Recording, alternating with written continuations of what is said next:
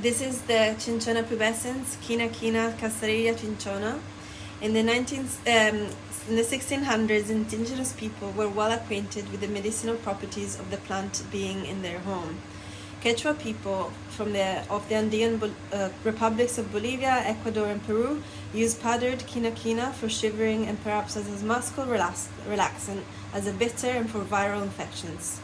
Guaycum and sarsaparilla are examples of other herbs taken during this period.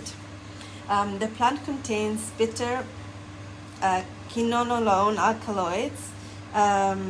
Overdose of these alkaloids cause ringing in ears, tinnitus, headaches, visual disturbances, and nausea. Quinine, cincinine, or cinchinidine and quinidine all interfere with the reproduction of the malaria parasite, but quinine the most effectively.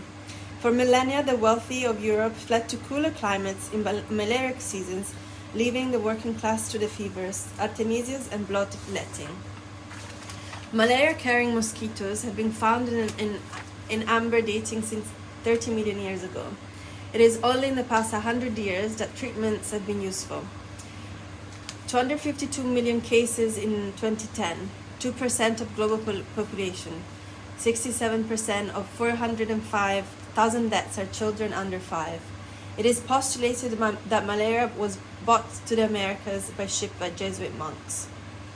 Many people of West Africa developed sickling red blood cells, which partly cause resistance.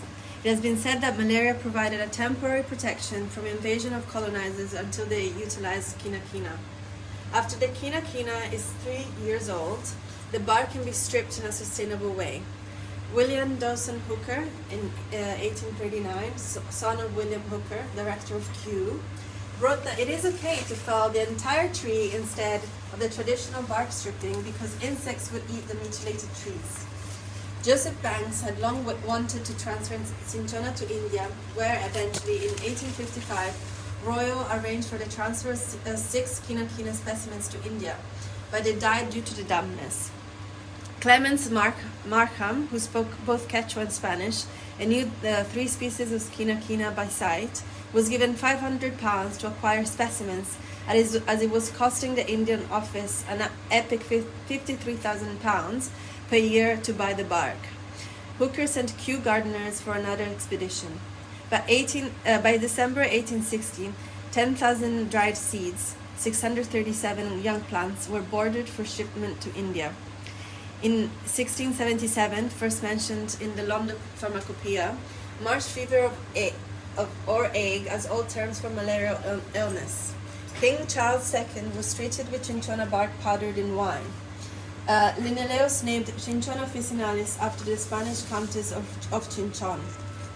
The acquisition of these plants were against the wishes of Andean people and were dubious legally and obviously not in the interest of the lands from which they were taken. They were providing significant income to indigenous people. In 1860, cinchona plantations were cultivated in then called Calcutta under British rule. Lucille Brockway said that quinine was an essential arm of mature British imperialism. In war and peace, it served the colonial military and bureaucratic establishments in India, Burma, Malaya, and British Africa, as well as lesser colonies. The British and the world had within their grasp.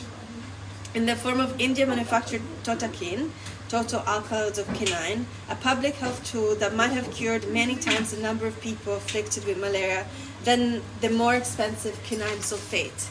But capitalist market forces favored in the more profitable drug. The British did not have the commitment to the people of India to sustain the total quinine program, no matter how little it cost per capita.